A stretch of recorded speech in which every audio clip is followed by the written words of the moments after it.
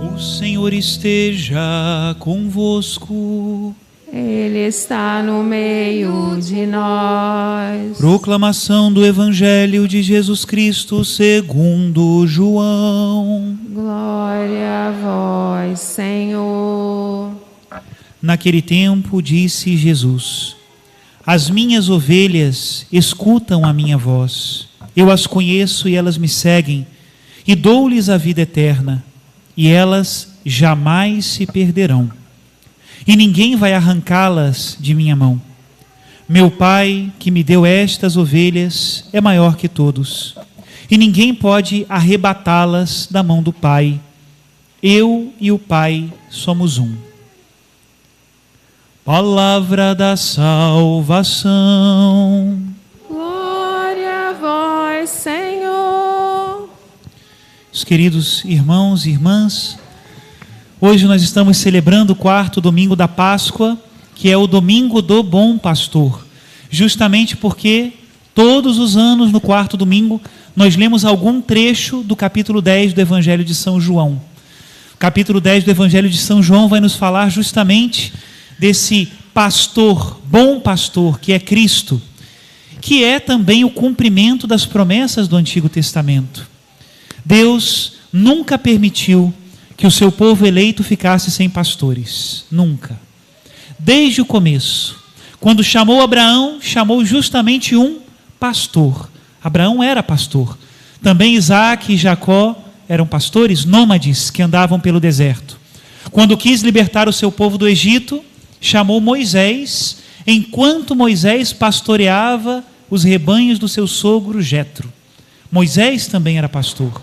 E Davi, que foi eleito para ser o protótipo, não o primeiro, mas o rei mais importante de Israel, chegou atrasado no jantar, aquele jantar com Samuel, onde Samuel ungiu o rei, chegou atrasado justamente porque estava pastoreando as ovelhas. Esse exemplo, essa figura do bom pastor, sempre esteve nos planos de Deus para que nós pudéssemos chegar à salvação. Agora, assim como os outros povos que estavam em volta de Israel, Israel também não foi um exemplo nos seus pastores. Não foi.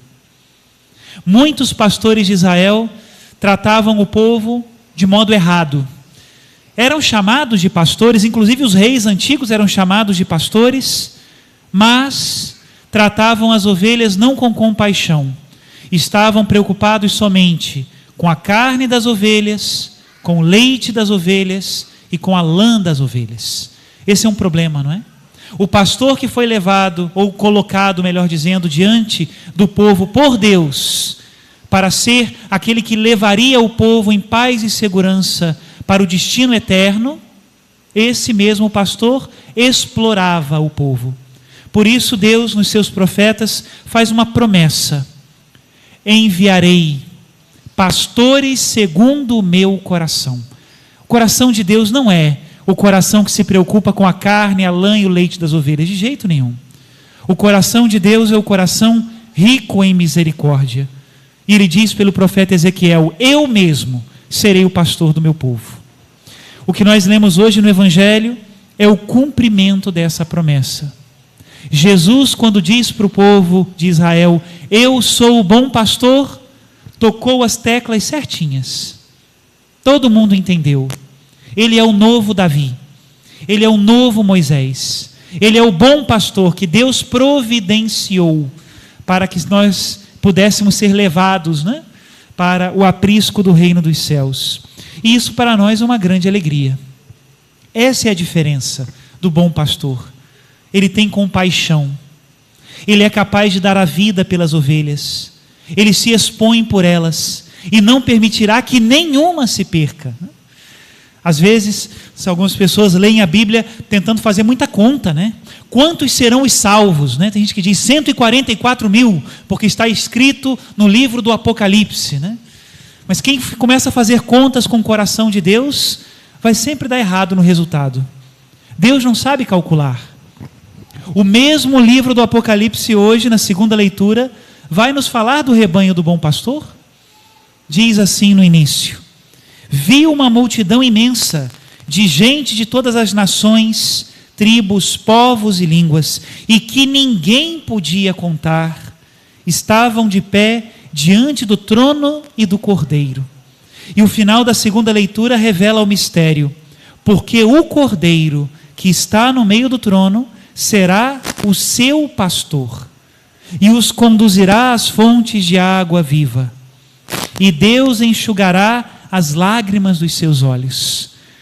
Qual é o tamanho da compaixão de Deus? Qual o tamanho da misericórdia de Deus? Imensurável. Perguntaram uma vez para São Bernardo quando se fecharia a porta do céu. Qual seria o limite, o prazo, o número? E São Bernardo respondeu: as portas do céu só se fecharão quando entrar o último pecador arrependido. Que bonito. Meus irmãos, todos nós somos do rebanho de Jesus? Não tem um número para ser completado no sentido matemático da palavra, não tem. Todo aquele que crer nele, todo aquele que se arrepender dos seus pecados, todo aquele que se aproximar de Jesus, não será lançado fora, e Deus não permitirá que arrebatem as ovelhas da sua mão. Essa é a promessa de Jesus. Por isso eu e você também somos ovelhas do bom pastor. Santo Agostinho dizia isso como uma consolação muito grande. Ele dizia: para vós eu sou o pastor, mas convosco eu sou ovelha. Eu também, graças a Deus, eu não teria condições de pastorear ninguém se antes eu não fosse uma ovelha de Jesus, o bom pastor, que me chama pelo nome, que me mostra o caminho, que cura as minhas feridas, que me corrige quando eu preciso, que me carrega no colo, me consola, me leva. Sem esse pastor eu não sou pastor de ninguém. Bendito seja Deus que nos ama e que tem tanta compaixão de nós. E como é que o pastor apacenta as suas ovelhas? Pela proximidade. Não dá para colocar um drone, não dá. Não dá para ser por WhatsApp. Pastor precisa estar com as ovelhas. No tempo de Jesus, os pastores eram até muito mal falados, sabe? Aqueles pastores lá de Belém, lembram que foram ver Jesus? Eram muito mal falados porque era gente que tinha que abandonar a cidade, morar do lado de fora das muralhas e dormir com as ovelhas. Não tinha outro jeito, não tinha. O jeito que se tinha era estar com as ovelhas o tempo todo. Por isso Jesus diz que Ele é o bom pastor. E como é que nós sabemos que somos ovelhas de Jesus? Se estamos com Ele. A proximidade física, nós entendemos fácil, né? Como é que é a proximidade física? É o que nós estamos aqui agora. Está no meu campo de visão, está próximo. Está no meu abraço, né? Hoje, Dia das Mães, está próximo, né? Proximidade física é isso. Agora, o que é proximidade espiritual?